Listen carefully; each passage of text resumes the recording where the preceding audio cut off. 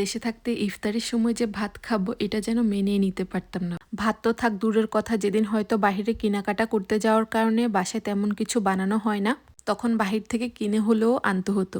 সে সময় আম্মু একটু রাগ করতো আর বলতো, প্রতিদিন এত ভাজা পোড়া খাওয়ার কি দরকার। আম্মু যে কিছু করতো না তা কিন্তু নয়, যেদিন কিছু করতে পারতো না সেদিন না হলো দই চিড়া, সেমাই, অনেক ধরনের শরবত আর এর সঙ্গে তো ফল থাকবেই, তাও আমাদের হতো না।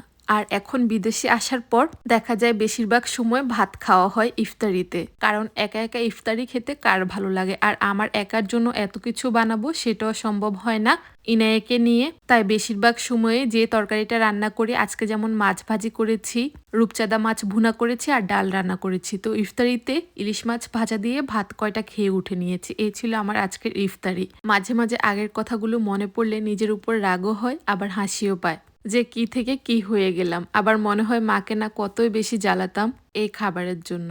আর এটাই হয়তো জীবন না, সময়ের সাথে সাথে সবকিছু পরিবর্তন হয়ে যায়।